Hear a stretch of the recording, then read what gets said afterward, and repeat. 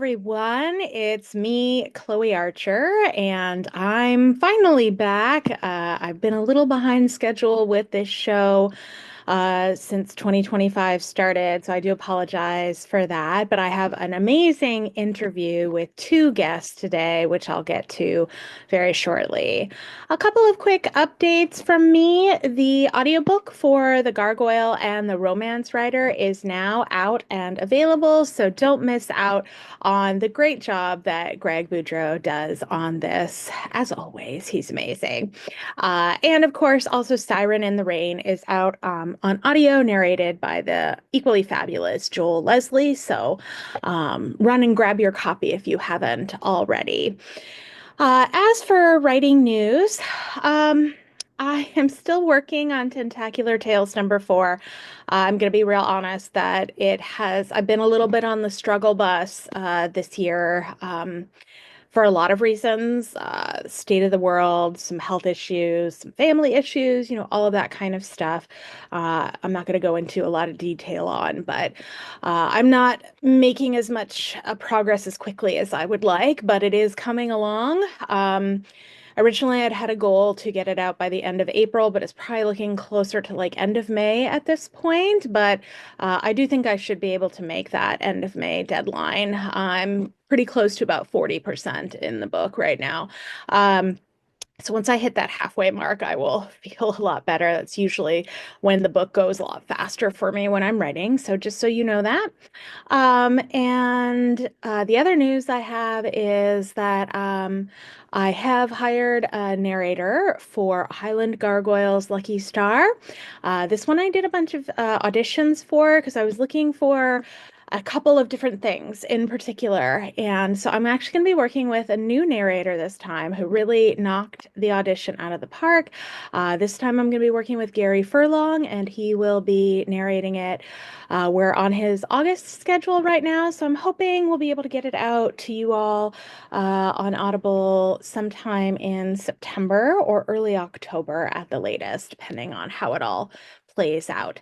So those are my updates for now. Without further ado, on to the show. Hello, and welcome back to another episode of Tea, Tentacles, and Talk, cozy conversations about LGBTQ plus romance. I'm your host, Chloe Archer, and today I have two fabulous guests with me.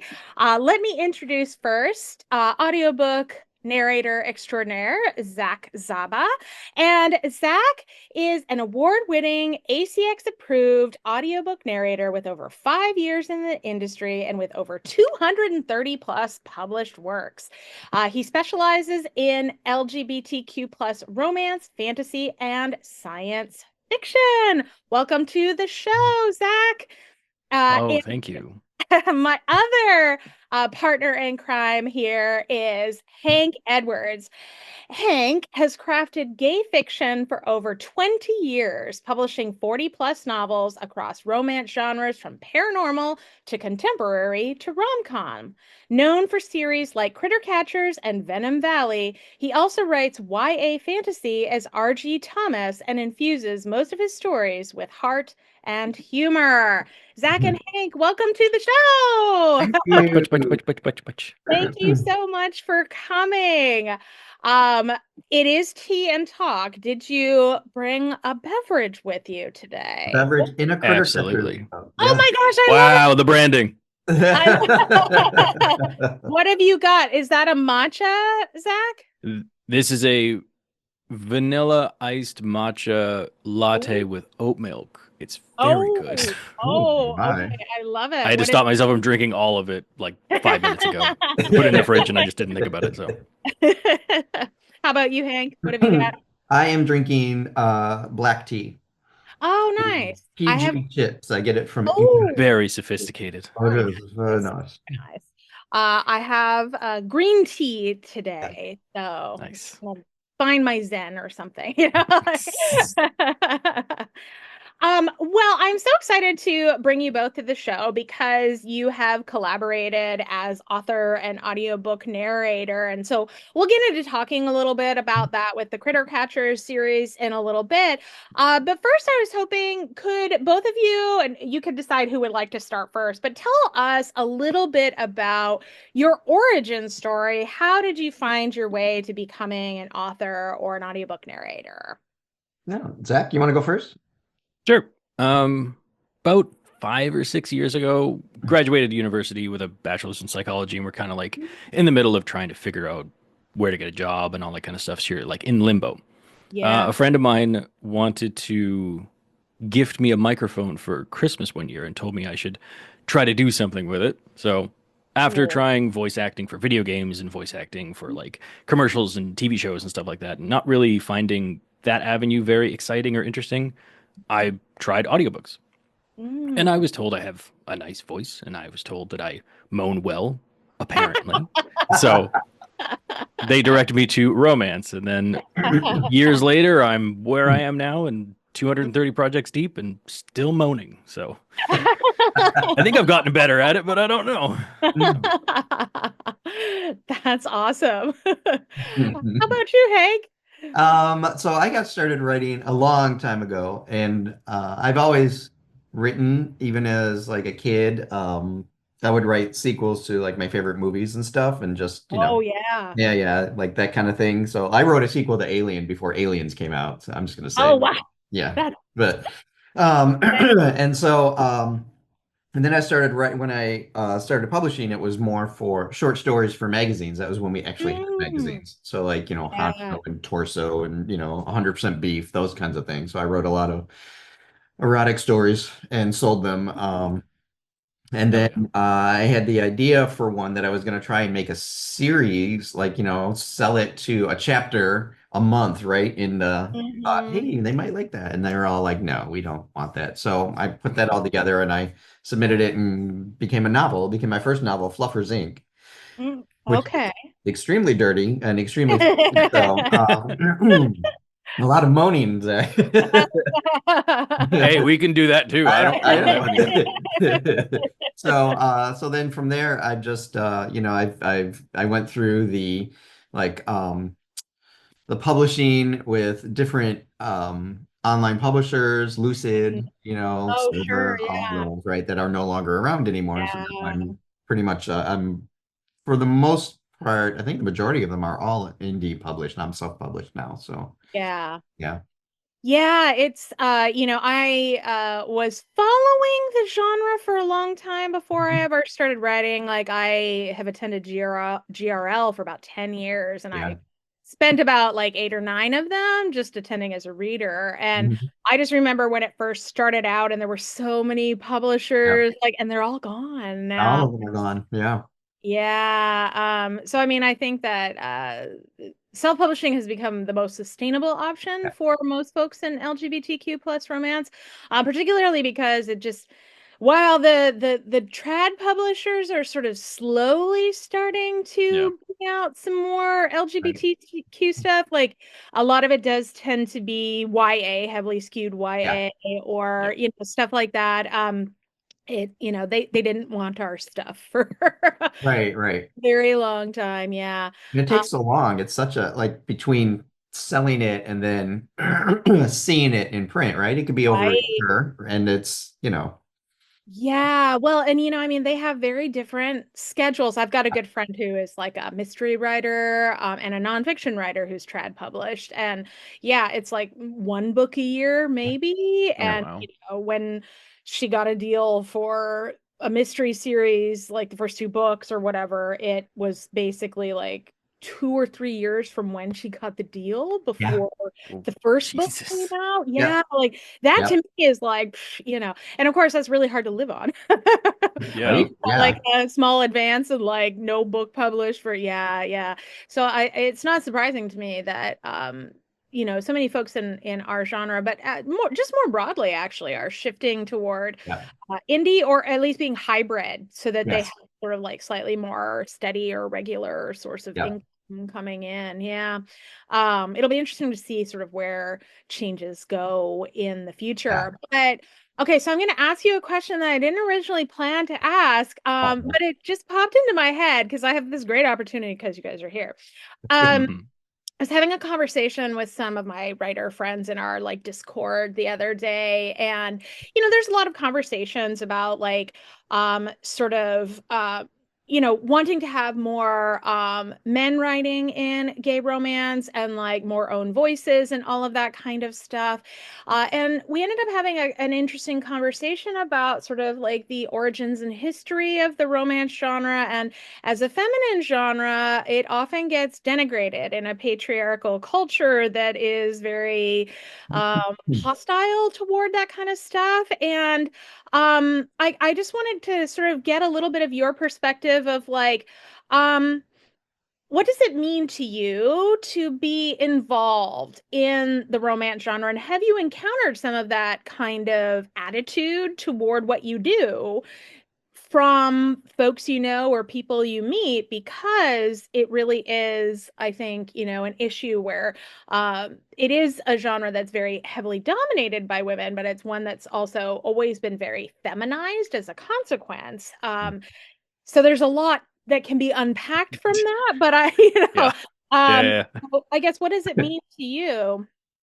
Yeah. So we have like 40 minutes left, right? So Right. Yeah. Yeah. I didn't know we needed a PowerPoint for this whole thing. I know exactly. So my first slide.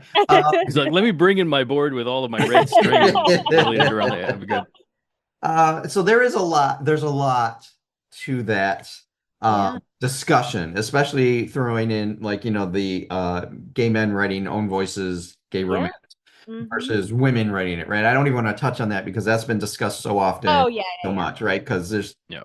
everyone's writing. But yeah. as a gay man who has grown up and grew up in the time of AIDS and grew up through a lot of um, um, pushback, right? And a lot of violence towards people like me. And I got into gay romance because, I never really thought of a romance story for a gay Mhm. man, right? And it was always like, if you're going to write from a gay man's point of view, it's going to be erotica. Erotica, yeah. Yeah. So that was what it was Mhm. before, right? Because you were writing for men. And so Mhm. that's where, that was the key. But as, this genre has expanded, now we're able to actually write happy endings, because you never Mhm. really Yeah. had a happy ending, right? There's always like kill your gays, right? Where everybody knows about that. And so that's become really important. And I really love writing that romance. And when we talk about critter catchers, we can touch on this a little bit because I'm having a lot of fun showing my two main characters in a loving relationship that continues, right? And they can still Mhm. make it sexy, and they can Wow. still make it Yeah. new and fresh, and they can Mhm. still have those touchstones. Um, and so to me, that's important to continue that and not just find that like meet cute, and then go through to the HEA and then just be done with it because I want to see that progression. So that's what I'm working on with Critter Catchers. And it's been a journey, and it's but women readers and women writers have helped to bring that genre, the gay romance genre, Yeah. higher and to like Mhm. make it more visible and make it profitable, I guess you could say, and make it popular. So I have a huge list I've been keeping of own voice writers. There's a lot of men writers out there, and Mhm. so I've been keeping a list. I don't know what app I have it in right now, but I just swapped out my computer. I just upgraded it. I'm like, where did I keep that? But I've got that going. And so when I come across a new author, I try to add him to the list. So I just to keep, Right. because sometimes you'll see that request out in that, Mhm. in those groups. Oh, sure. I just Yeah. talk a lot. So that's No, you're good. Yeah, from like the narrator perspective of it, in terms of, because my work is in romance and erotica mainly, so I get stuff and comments and all that kind of stuff that's you're like adjacent to sex work for what Oh, I do wow. Wow. because I've been working in erotica and taboo and romance for 5 years. I kind of like found myself into those circles and those spheres. Mhm. I love working in that genre so that I can see these authors and see these writers and see these voices do that. So it's been Mhm. good there. But Yeah, I mean, I think, I think like I'd love to see some more conversations about how do we get more men reading Yeah. Yeah. romance. And again, yeah, this happens within straight romance too. Yep. Is that there's a long history of disparaging the Yep. genre, right? And I think especially in terms of like some of our conversations, like culturally about like masculinity and other things, there's a lot that can be like rewarding about trying to get more emotionally in touch with feelings Yeah. yeah, and, caring about a partner, regardless of whether this is a straight or a queer romance. There's Right. there's a lot that's valuable there, but I think that unfortunately it's not so supported by certain folks. And so yeah, I was just really interested to kind of hear a little bit about what your own experience with that was like. So thanks for sharing. Uh, Yeah. mhm. uh, so you both have been doing this for a while. What do you love about working in LGBTQ romance? What's something you wish more people knew about the genre? I think it's the representation of visibility Mm, mainly is like the first thing that pops into my mind about that. Because like what Hank was saying, that it like the prevalence of these types of stories has just exploded in the last like 5 years or so. Like TikTok and Book Talk and Instagram Reels and all that kind of stuff just exploded it. So mhm, having that be a much more like normalized type of literature is mhm, probably the most exciting thing that I'm feeling like in the last 4 or 5 years of reading and being able to narrate and produce and stuff like that. mhm. Cool. Yeah. And I have met so many people because I've been going to GRL since the second one. And Mm, that was so unique because all these people, and it's changed over the years, but all of these people came together, those early ones was like 400, almost 500 people. And oh yeah. it was huge, and that was like the only place you could all come together as, and it was a tribe, right? It was your family. Yeah. And so getting to know these people over the years, other authors, the readers that you formed relationships with and friendships with, right? I mean, you're online, but it feels you're connected, and it's been that's been really, really wonderful. And to be able to talk to people, and then readers and even other authors were like, oh, they love Cody and Demi, and they're like live in my head. I'm like, oh, I know what you mean. So, Yeah. well, that's been really rewarding, you know. I Yeah. mean, you've created like a series that's what are you at 10 books now with Cody and Demi? 12, I think. I just 12? finished Yeah. number 12. Yeah. I don't think there's another series that I can point to in my experience that has that long lasting of a character relationship that grows and continues to change. So I can see why so many people are like, ah, they live in my head. They're my boys. What Yeah. critter are they going to catch next? Yes. Yeah. So, Yeah, I know that's really interesting because I love series that follow the same characters like over time, and so yeah. we get to see that relationship evolve more than a sort of standard three-act structure in one Right. book. Yeah. Um, because there's also sort of like, well, what new challenges can they face once they Hmm. like come together and like, it's I think also depending on sort of like the world you've created that they live in, it's exciting, I think, for readers to return to Yeah. that Yeah. world over and over again. I also write a series that's a continuing couple. But what do you find is maybe challenging about sort of marketing a series like that when, the kind of more interconnected standalone series does tend to be more quote unquote marketable or popular with readers? Yeah, I think it can be overwhelming. Like when I would go to Pride festivals, it's been a few years, pandemic, since I've been there, but we used to sell a lot of books, but then you're like So here's a 12 book series, and people are like, whoa, like it's overwhelming Yeah. sometimes, Right. right? Some people get really excited. They're like, I'll Yeah. take one a week, and you can tell those avid readers that they're just going to devour it. Yeah. But sometimes it's overwhelming because for something like this, right, as you know, Chloe, if you're writing like an ongoing character, it's best to start at the beginning. Yeah. You Yeah. know, and so, but then, the challenge is, do they like it enough to want to continue? So that's what you Right. hope, that you're writing a strong, your characters are fun enough, that Right. they're invested after book one and they want to continue. That is the challenge about an ongoing, long-running series, is Yeah. bringing in new people and Mhm. keeping the um mind blank previous readers, existing readers engaged enough to want to continue. So it's a battle. Right. Yeah, I think it does affect how you do a launch too Yes. for a new, Yes. like it's very different when it's like Yeah. interconnected standalone or just a standalone by Yep. itself, right? You're on book 7 in the series or something like Yeah. that. It's very different. And so I'm still kind of learning how to navigate that. So if you have any advice, feel free to I'll think on it. I usually Yeah. just start with Demi and Cody are back, and then at the end, right. put like, if you're new to the series, start here, and I'll Or link back yeah, Yeah. to one. right. Yeah.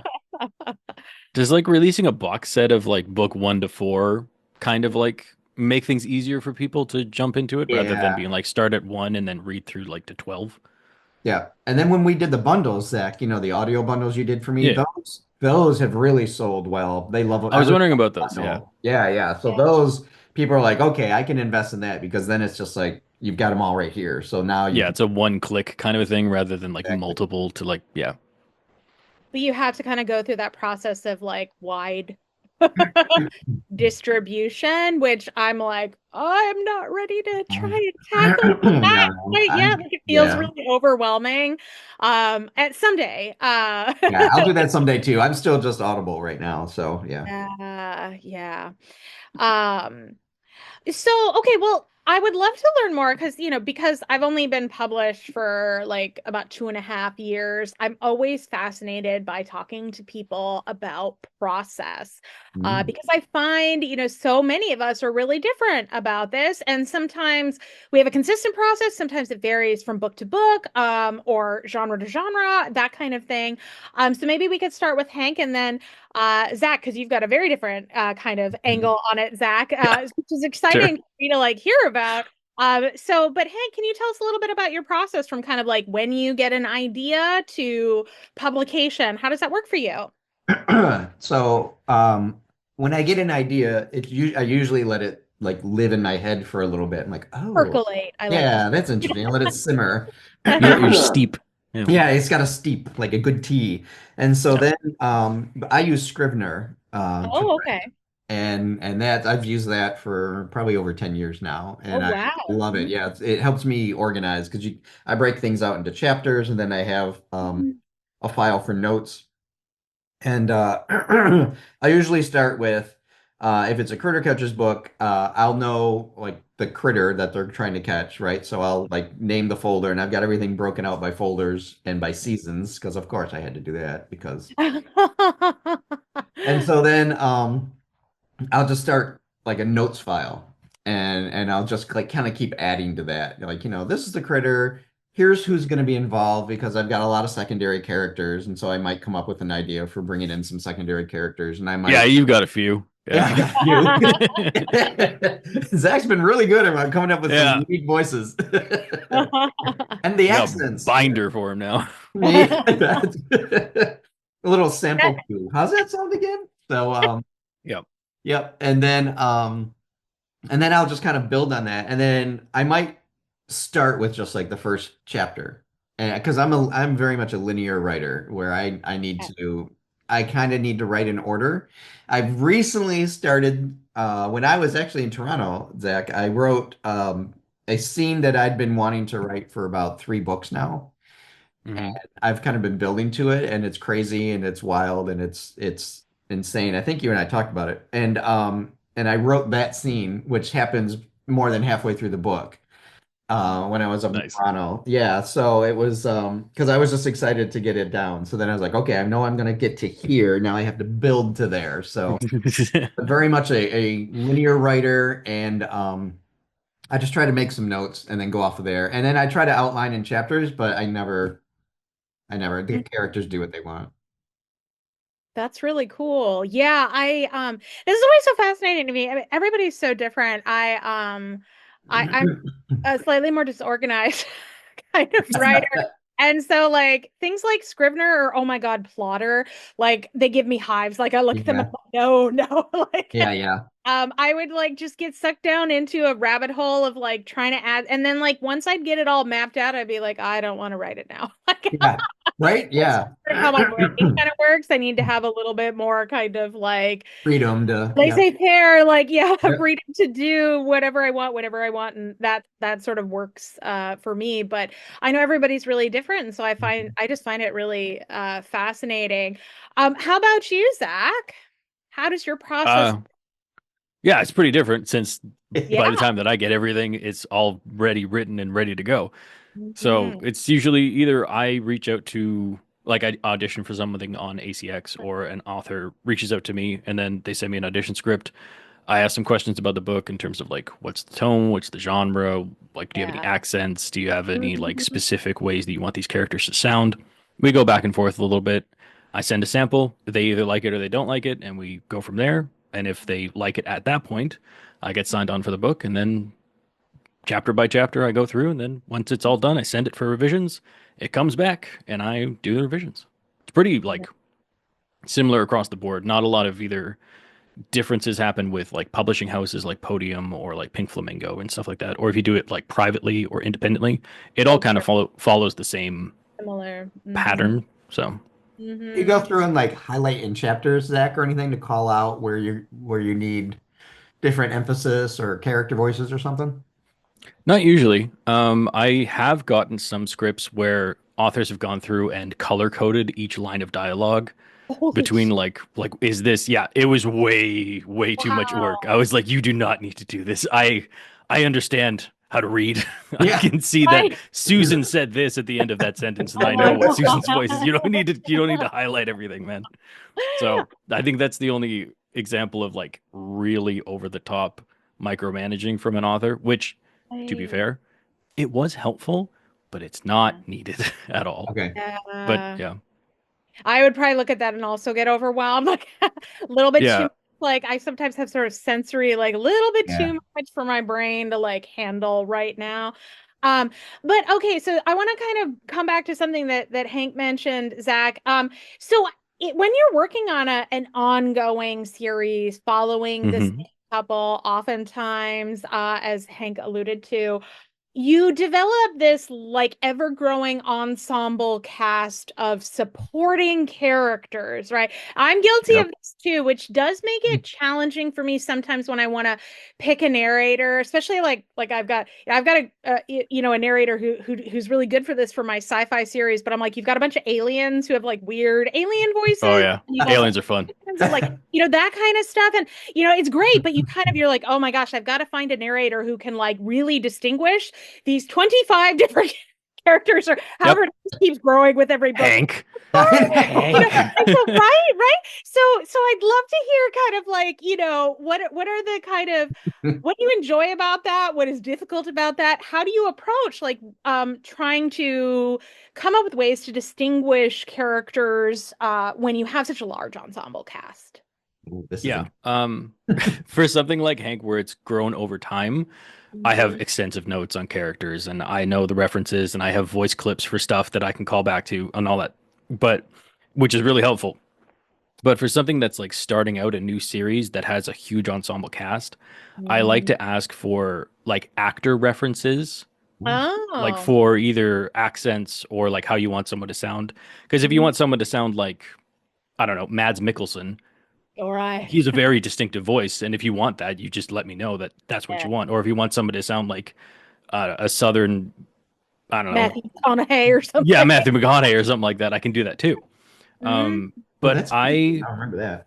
Yeah, when I was younger, like I loved watching like Robin Williams comedy specials and like Mm. making Oh. up silly voices and doing dumb things and like being like, "Oh yes, I'm the evil witch over here," and do that. So I can do lots of these different voices pretty Mhm. easily, and I've Mhm. got a big bank of like I like this character from this thing, or I can reference that character from that thing, or Right. like, "Oh yes, I'm Jennifer Coolidge. I like to do these," like all that kind of stuff.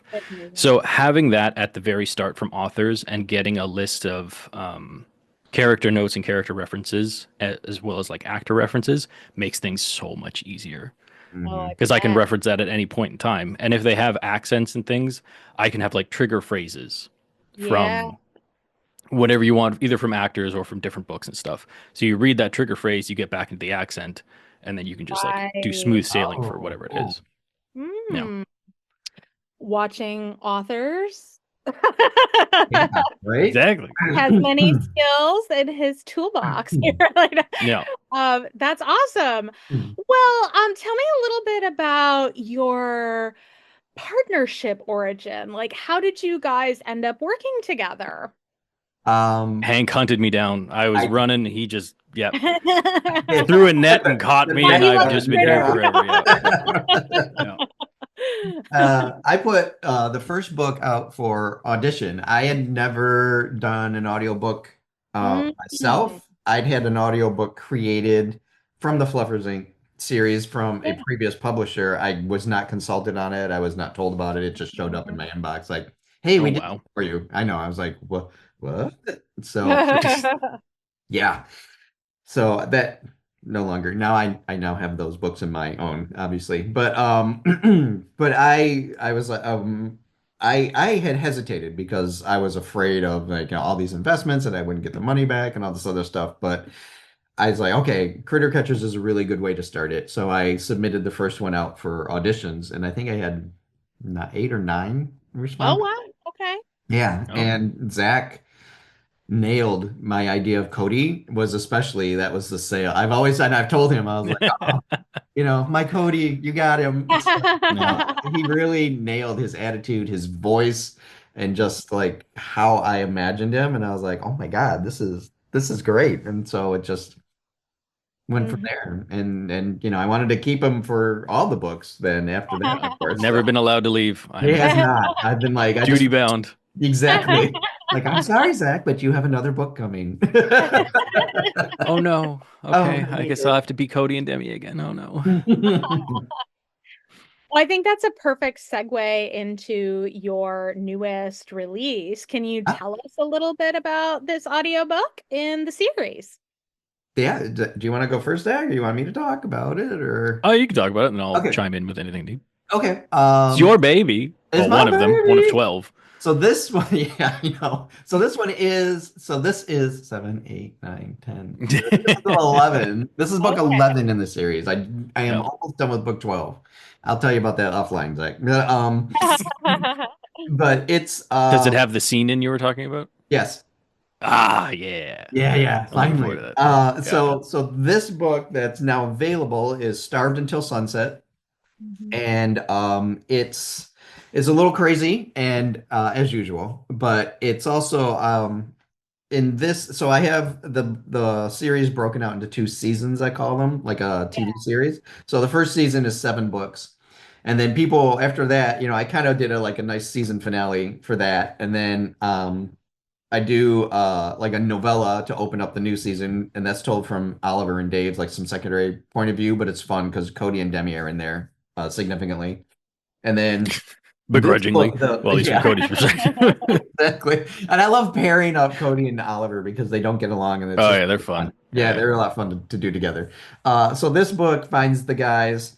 Um, they have lost their business, and so they're working for the small town DPW, and they hate it, of course. And so then mysterious things start to happen, and they go up against something a lot more evil than they've been up against before. And they get the whole group together to do some crazy, wild the takedown towards the end, and so it was a lot of fun to write, and it's a little darker, I think. Okay. Yeah, yeah. So Yeah. Yeah. Yeah, you explore some more themes with like long-term relationships as well as like Yeah. feeling of self-worth from both Cody and Demi's perspective, as well as like um their greater place within like Parsons Hollow as Yeah. like what they feel like where they are and like has their life been worth what they've gotten to now. So, which was really fun to like delve into and have a bit more of like introspection time with Cody and Demi. Yeah. Oh, thank you. Yeah, it So was it good. actually came through. That's good to know. Yeah, of course it did. You're a very good writer, Hank. Thank you. So So Hank, like, how do you think of this series? Do you think of it as sort of like rural paranormal fantasy instead of like an I like urban real paranormal fantasy? I too. mean, there's also yeah. kind of like a Southern Gothic vibe to Critter Catchers. Like, there's a lot Yeah. going on, except like, what drew you to having more of a kind of Southern rural context for a more paranormal type of Yeah. series when obviously like the kind of a lot of paranormal and urban fantasy tends to be urban, Yep. quite frankly. But obviously there have been series like the Sookie Stackhouse series that Right. Lane Harris did that kind of really shifted a little bit of like thinking about how you could imagine these Mhm. types of worlds. And so, what kind of inspiration created the setting for you? Yeah, absolutely. True Blood, on HBO was Okay, a big I read the inspiration. novels. Yeah, yeah, yeah. And then I read the novels after I saw the series. So I read it. I was like, Oh, mm. see how she did this in book form. And it was a big inspiration for me. And that actually inspired my trilogy, Venom Valley, which is Oh, cowboys and vampires and zombies in yeah, the yeah. Oh in hell the yeah. in the Old West. Oh yeah. That's And good Native stuff. American spirits, and it's nuts. Like four points of view at one point in a book. That was ambitious. So, but Nice. yeah, and so that came first, and then with Critter Catchers, I wanted something that actually started as I was part of a group of five of us called Story Orgy, and we would write based on prompts, and we would post to a blog. That was back when blogs were big. So we posted a chapter at a time. And so Terror by Moonlight started with writing prompts. And I really wanted like, the best friends dynamic in a small town, and I wanted it to be really funny. So it became like and then the best friend, it's a very slow burn. So it Mm. takes a few books for Yep. them to get together, but they're like, best friends from kindergarten, and they've grown up together, and now they've started this critter catchers business together, and they're sassy together, and they give each other crap, and they have some eccentric secondary characters all around them. And I wanted that small town feel where you've got those eccentric residents that everybody knows, like the Widow Monroe, right? And she's got this old car, and Right. I'd had that in my head for like 10 years because I'd made a joke driving up north here in Michigan.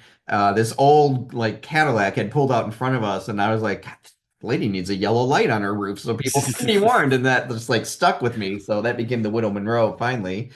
Right. So, it's just little things that I wanted to bring to it and just make it feel lived in Mm. and make it feel a little not like authentic, but a little over authentic, right? A little over the top, a little exaggerated, but just fun and then scary at the same time. So, like one of those like fun supernatural episodes or one of those fun X-Files episodes where it was funny and scary at the same time, and Yeah. Right. yeah, yeah, Yeah, I always kind of think of Bobby from Supernatural with your series. yep, There's just like yeah, this vibe of like, it's okay. yeah, Yeah. Yeah. I love it though. It's yeah. so fun. That's really cool. So Zach, for you, what was kind of like the most fun part of narrating this book and like were there any challenges? Oh, the fun part is Cody and Demi's dynamic for sure. Because, like what was alluded to before, I watched Supernatural constantly. So Oh, I knew like the vibe and the tone that Hank was shooting for. At least I hoped he was shooting for when I did the audition. That's kind of what I drew it from. So yeah. the Southern rural gothic horror vibes of like little like contained mysteries and stuff like that is super fun. Because again, I love watching Supernatural and Dean and Sam's um, relationship and dynamic is kind of what I tried to bring towards Cody and Demi, just in a more romantic sense, which if you go on some forums of the internet is still applicable. Yeah, that's it. Yeah, Yeah, I've read it. Yeah, yeah, there's a me lot of too. It's been yeah. Yeah. fiction. But some of the challenges, again, it's like a larger cast of characters presents a challenge regardless of like what kind of genre or anything that you're going to do, just to make sure that you keep them straight, you keep them like uh, what's it concurrent with the previous books and for future books so that nothing is like so the listeners don't get confused about oh Clarabelle didn't sound like that before but now Clarabelle sounds like this. You got to keep them consistent. But Yeah, like it's really important because like don't the listeners really like the same narrator to stick with the Yeah. series? yeah, I've jumped into both. I've either, well, for Hank's books, I've gone from beginning to where we are now, but I have also, for different authors, jumped in the middle of series. Like I started with book three out of a book five series, and the reviews and some of the stuff that the author got back for um, the feedback of the book was like, oh, why is it a different narrator? Why is it a new voice? Like the main characters don't sound like this for that previous narrator to this narrator. It's like, well, I'm not that guy. I can't Right. do his voice. I can do it as close as possible, but so Right. there is pushback from that kind of thing, but usually by the next book, and if you do a good enough job and stuff like that, will forgive you for the listeners and stuff like that. So Mm. I think it sometimes helps if the author, really publicly tries to explain Yeah. yeah, why the change had to happen and Yeah. but I have discovered like and Hank, do you find this as well? I have discovered that there is kind of really sometimes a big difference between your core ebook readership and your core Okay. audiobook readership. They have some very different needs and expectations sometimes. Oh yeah. Yeah, absolutely.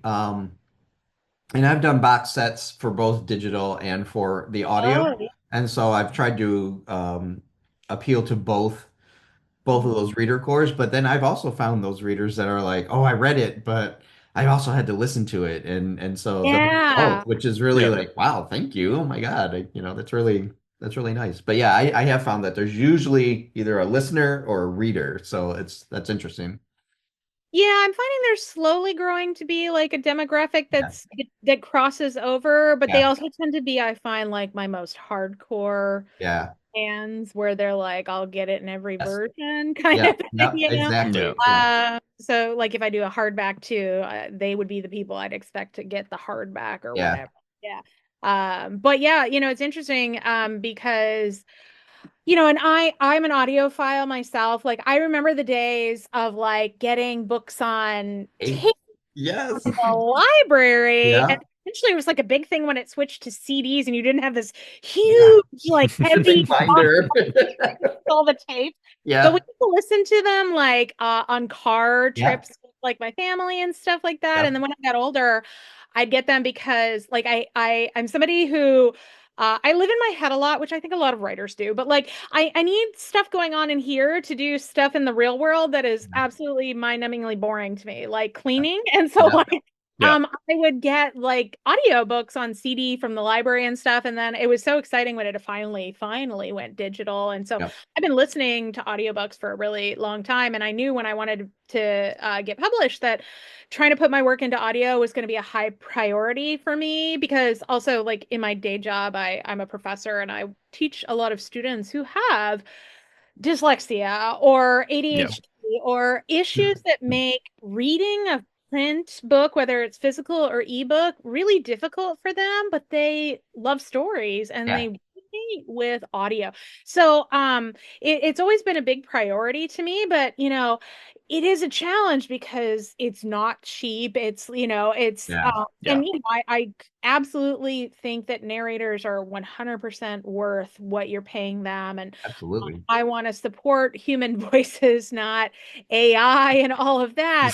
Um, which, I mean, part of like the joy of the audiobook for me is the human inflection, the bringing the Mhm. character yeah, to life and making them really distinctive and bringing in that emotional resonance and all of that kind of stuff. I know Yeah. not every audiobook listener actually is ain't looking for that, which I found really surprising. no, Like I'm I always also found it surprised Really? surprising. by people who like Really? listen at like, oh, I'll listen at like 1.5 or 2 point, Oh, get through it yeah, real yeah, fast. Yeah, yeah. And I'm like, you're not getting no, any of the nuance, Right. performance. And so, I mean, but I find it fascinating. Like, I don't want to, harsh on their how they enjoy their book. Right. Like for me, it's like that's not what I like about audio, but I guess everybody's kind of different on what they're looking for there. But Yeah. Hank, kind of like, how do you sort of balance like trying to do book production with like ebook release? Are you like, is there a time frame you're usually trying to look for? Are you trying to earn out on the ebook before you do the audiobook? How do you kind of do that? No, I don't. I don't earn out on anything. I'm just not that popular. But I try to keep the audio release. I've gotten better about it, but I try to keep it within a few months of the book release. Mm, But again, it's I Zach and I don't do a royalty share, so I pay it up front. yeah. So I've got to make sure I've got that money. Depends on do I want to buy groceries? Do I need to, so that kind of thing. It's not saying anything about his fee. It's nothing like that. It's just, I Yeah. was like, Hank, you're making me feel bad, no, man. I'm not. No, no, no. I'm just kidding. So, but I have to balance that. But I try to keep it within a few months of when the book is first released is when I will reach out for the audio. Okay. Okay. So I guess that's a great question in terms of like, do you have a day job as well in terms of balancing things? Yeah, absolutely. Yeah. I've got some, and that makes it, and that eats into the writing schedule too. It's Oh, it like, does. trying to. So I've been getting up. Sorry, my cat keeps asking to come up Oh, on, that's okay. and she's like, "I don't want to because I'm a cat."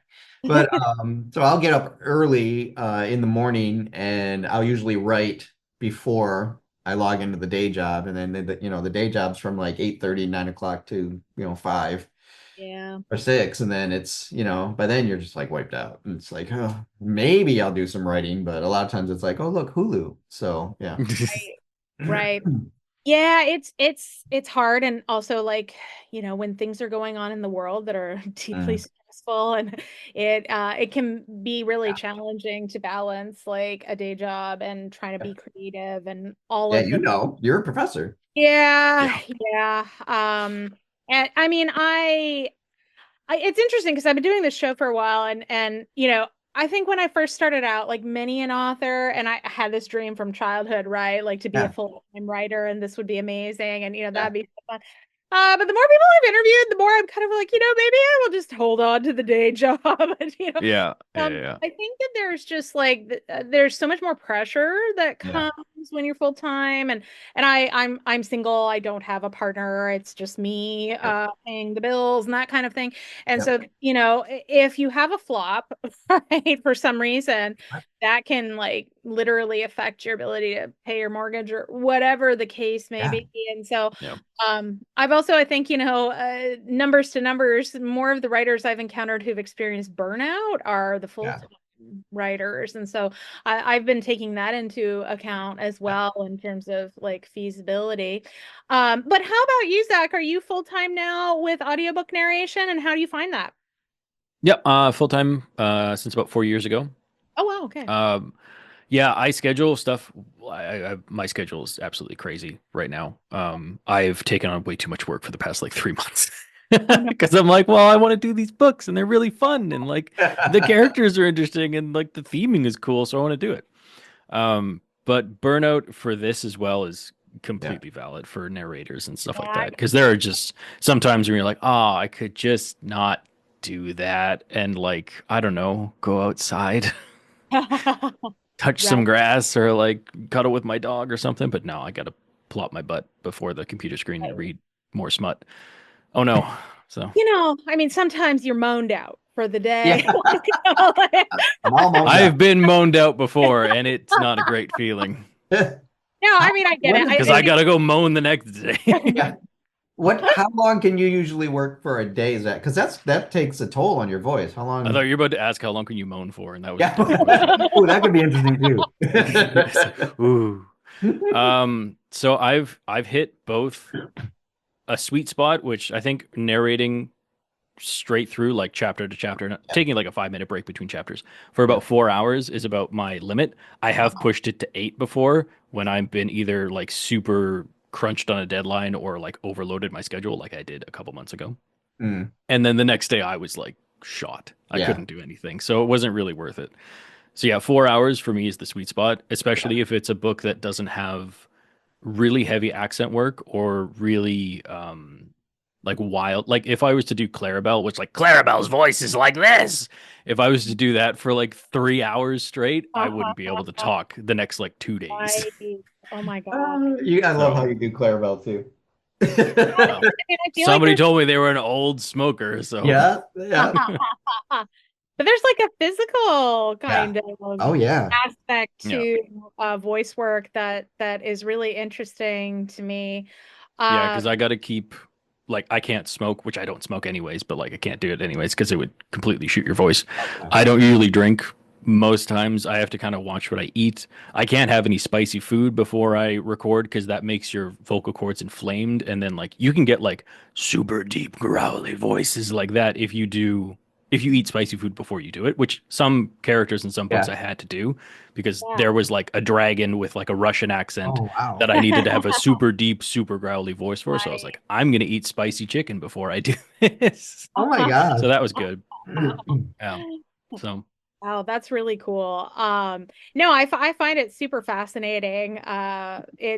Yeah, I don't know. I just have always found, even from being a little kid, I always loved people to read a story to me, Mhm. and had family members who would work on bringing the voices alive. So yeah. it wasn't just like reading Yeah. aloud the book, but like bringing the characters to life. And yeah. But so in the realm of LGBTQ romance, what's a dream type of book that you would like to write or narrate someday? Oh wow. Oh my Oh, gosh. for narration, like You go first.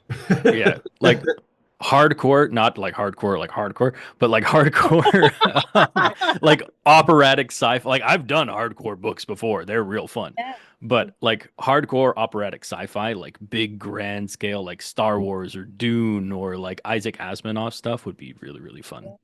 Oh, And then you cool. throw in LGBTQ plus themes and writers and like characterizations, which just Right. usually makes a story have a bit more depth than Yeah. just head stuff. Right. That would be a dream for me. I'd love to do that. Hmm. Well, I'll keep that in mind. I Yeah, have me too. I'm Yeah, a no, go for it. sci-fi nerd, and I'm known for writing in sci-fi and paranormal. They're Mhm. mostly rom-com, Hmm. but but I think you could still do a funny space opera Oh yeah, kind Oh of. yeah. absolutely. Yeah. I tend to be a little bit lighter. I don't go super dark really with most of the kind of stuff that I tend to write. But that's just like, I like reading some of it depending on who the Yeah, author is. But for me, I just tend to be a little bit more on the and if you campy. got like ample warning with trigger warnings at the front of the book, Yeah, I do have usually some. always great. I just really can't go into that direction, but like, Yeah. everybody does. But Yeah. um, how about you, Hank? Is there like a dream type of project you'd like to work on that you haven't yet? Um, I love a good rom-com, Hmm? and I most of my books have some level of humor in them, so I would Yeah. love for something like that to really catch on. Hmm. Just that's something that speaks to people. That like m more people can say, I really identify with that, and it made me feel good, especially Hmm. these days, where somebody can say, I really enjoyed it and it helped me. Yeah. Yeah. Yeah. Yeah. Yeah, I get, one advantage of writing sometimes the lighter books is that you get a lot of readers who will Yeah. comment to you like, I was having a really hard time and your book just like Yeah. really lifted my spirits, made me feel better, or it's my comfort book, or Yeah. those kinds of things. So that's always like really, moving to hear. Exactly. Yeah. Like when they come up and they're like, I love Cody and Demi. I'm like, oh, me too. Thank you. No, So no, it's Yeah, like, it's yeah, nice to get live reviews it and stuff like here. that. yeah. Yeah. Um, but so Hank, would you ever co-write a book? I have actually in the past. Oh, I wrote, okay. I How did did. it? I Yep. co-wrote two books, Deanna Wadsworth and I. Oh, And we had the idea to do a trilogy, so we've done a murder mystery, a rom-com murder mystery again, rom-com. the cruise? Yeah, it's no, that's her. No, that's her amazing series. Oh, okay. Ours Okay. is Lacetown Murder Mystery, and Oh, it's I haven't read this one. Okay, so yeah. So the first one is Murder Most Lovely, hmm. And it's a Ooh, small town in Michigan, over on the west side of Michigan. She lives in Ohio, so she and I are from the same kind of yeah, region. yeah. And it's Michael is a funeral director. He's a owner of a Yeah. home. Nice. Yes. And then Jazz is a hairstylist who moves into town. And so he, is invited over to, make the corpses look their best. And so Yeah. they get together, and then there's like murder mysteries to solve. And Mm, we have, again, a little small town in Michigan, so you have some eccentric characters. You got a sheriff who, is a bit of a bully, but, a little right. fun. So we had fun. We have Murder Most Lovely and Murder Most, oh my God, what's our second one? Deserving, Murder Most Deserving. And then we have we talked about years ago ideas for a third one, but we haven't gotten together for it. So Oh, I need to reach out to her. I think she's taking a break a little bit from writing too. So sure, sure. yeah. Yeah, no, that's really cool. Yeah, I'm gonna be doing my first co-write. We've started already. I haven't announced it yet. I'll tell you after the show, but I'm having a lot of fun with it. Like it's really Yeah. cool, but you have to kind of find somebody you can gel with. Yes. Like, yeah, yeah. What about so I'm interested in this. So have you thought about writing anything as part of the bigger like rainbow romance spectrum beyond gay romance? I've thought about it. I tend to stay in my own lane a little bit. Sure, okay. Yeah. So, if I don't have the experience of it, like if it's not something that I can learn about, like I can write a profession, that kind of thing. But, for that kind of life experience, I tend to try to stay where I'm Okay. familiar. Yeah. Mm, Because yeah, okay. I don't do like lesbian Mm, novels where I have to characterize both of them. It just doesn't feel like it's my voice to attribute that to. So I want to yeah. give the space to the people that either have that lived experience or are comfortable being a part of like that circle. So Mm. same for me. Okay. Okay. Yeah, I'm going to be branching out. I'm going to be writing some sapphic stuff and Yeah. I've thought a bit about, at some point maybe trying to write like a trans narrative. I have quite a number of trans friends and colleagues I could draw from to Right. get, Yeah. sensitivity readers and feedback, but yeah, it's one of those things where I'm not I don't think I'm ready to try to tackle that Yeah. just Yeah. yet. And I'm glad that we're getting more trans voices coming out Yeah. writing the Yeah. story as well. Yeah. But I do think like, it's I'm trying to avoid being too siloed, like wanting to kind of support the Yep. whole rainbow and I do think that the readership and the listenership is starting to branch out too. Like people are getting more receptive to reading widely in Yeah. Hmm. LGBTQ romance, which I find really encouraging compared to when I first started, where there was not so much of that when I Oh, was exactly. a reader. Yeah, like 10, 15 years ago. Yeah. uh, Yeah. so, yeah, we'll see what happens over time, but very exciting. That's awesome. Well, I know we're getting close to the end of our time here today. Aw. So I know it went by so fast. I've had so much fun talking with you both. Can you both tell us a little bit about what you have in the pipeline? What can readers or listeners look forward to in the coming months? Okay. You want me to go? You want to go? I'll go. I'll go. I just finished the next Critter Catchers book, and I'll be posting the cover and the title soon. It's going to go to my editor. I hope to have that out end of May, beginning of June. And then I'm also going to I'm going to go back to, I'm going to give Cody and Demi a break for a bit. And then I'm going to go to, I have a series called The Williamsville Inn that's contemporary standalone romances set Oh, okay. at this fictional inn in New York. And I'm going to I've got a Halloween story I've been working on for about 3 years because, Uh-huh. so I'm going to try and finish that up. Nice. Very cool. Yeah. How about you, Zach? Okay, let me look at my calendar. I gotta move some stuff. Okay.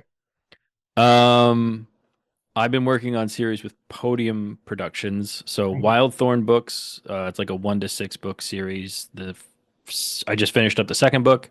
They've got another book called The Long Longwood series that I'm starting book two, which will be out at the end of the month. I'm working on Sea Mate's Mate by Delaney Rain. I've got Happily Never After by Ava Olson. Rival by Shelley Rhodes. Hmm, Tiffany Roberts, I've got a book coming out at the end of the month. And then June and May and all that are just, there's just more going on. So I've got lots coming out. very cool. Very You know. cool. Well, yeah, that sounds amazing. I will put links and stuff for how people can find you all on social media and links to this latest audiobook in the show notes.